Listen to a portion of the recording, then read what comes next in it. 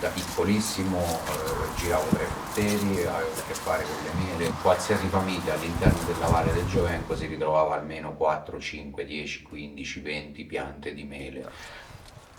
La parte più soddisfacente di tutto un anno di lavoro è quello della raccolta. Mi è sembrato irrispettoso nei confronti delle generazioni che mi hanno insegnato questo e del mio territorio non proseguire questa attività perché era identificativa proprio di una storia familiare legata al territorio e alla coltivazione del miele.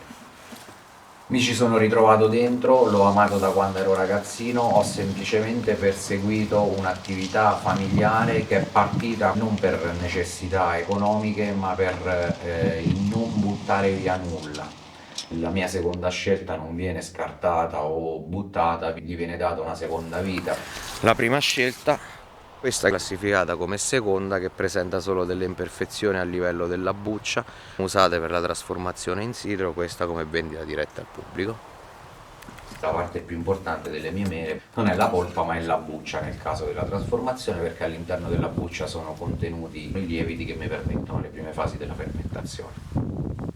Abbiamo sviluppato i nostri frutteti lungofilari, questo per favorire qualsiasi tipo di lavorazione, dalla potatura alla raccolta al mantenimento di una salubrità della pianta stessa, esposta in maniera regolare alla luce solare e all'infiltrazione di venti. Una tipologia di agricoltura che ad oggi si chiama integrata, rose sui filari per tenere sotto controllo gli afidi. Monitoraggio costante e continuo sul frutteto, la captazione di individui adulti di carpocapsa attraverso le trappole con le bottiglie. Lo scopo è quello di ridurre al minimo l'intervento di fitosanitari sul frutteto e per quanto possano essere biologiche sono sempre sostanze che vengono aggiunte sulla buccia delle mie mele. Dovendola controllare sistematicamente un giorno sì o uno no per un anno, si acquisisce proprio un rapporto personale tra me e la frutta che coltivo.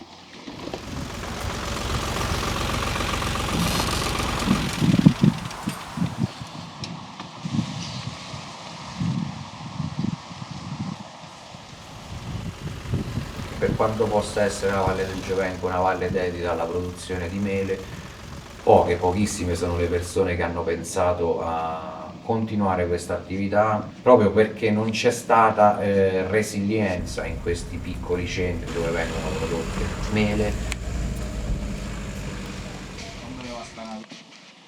Io sono l'unico che si coltiva le mele e le trasforma in sidro di mele.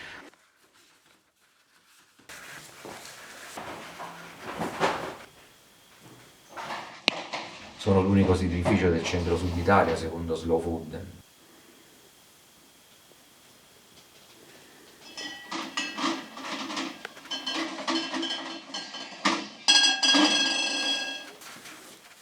Qui lavoriamo solo sidro, l'acetaia ce l'abbiamo in un altro ambiente, segregando i due ambienti prevengo l'uso di solfiti o disinfettanti perché mi darebbero fastidio alla produzione di aceto, ammazzerebbero gli acetobacter.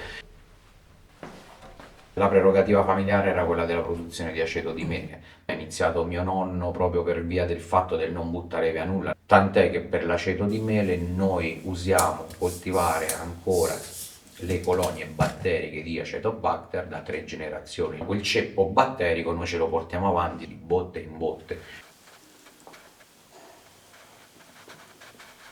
Questa Cape, che è roccia viva, 3-4 generazioni fa era usata come rimessa per gli animali.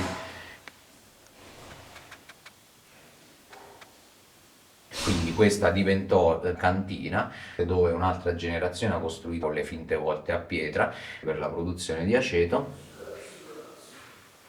fino all'utilizzo di questi ambienti per la fermentazione a bassa temperatura del mio sidro, che ha chiuso proprio il cerchio delle ultime 3 generazioni.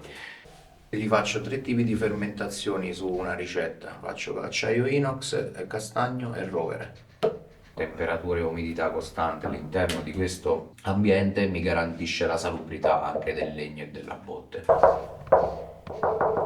quindi lavoro in maniera selettiva. Quando lavoro con il sito io non vengo a contatto con l'aceto, e lavoro in maniera comunque artigianale, pensando sempre a come sfruttare, tra virgolette, il prodotto fino alla fine. I risultati della torchiatura delle mele diventano humus per i miei frutteti. Il ciclo vitale che parte dal seme fino alla mela, al sidro, all'aceto che ha 2 anni di maturazione in botti di rover, non finisce lì ma ritorna ad essere parte integrante dei miei frutteti con la concimazione dopo la stazzatura delle storchiature.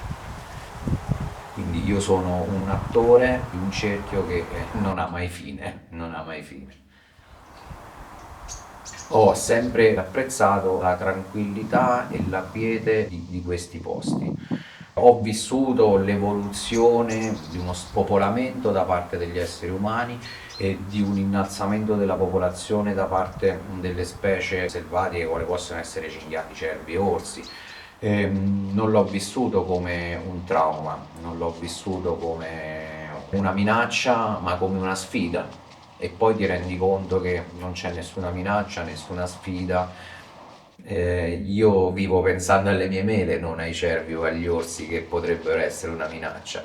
Il mio primo bene aziendale è la pianta da frutto. La prima mossa è quella di pensare a proteggerlo, quindi con recinzioni stabili, recinzioni elettrificate, un mix delle due. Si è creata in automatico una resistenza abbastanza importante.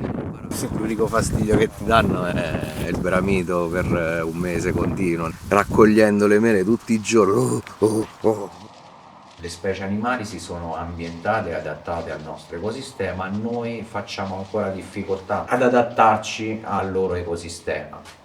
Può avvenire, io ne sono l'esempio, ci ho creduto semplicemente più degli altri.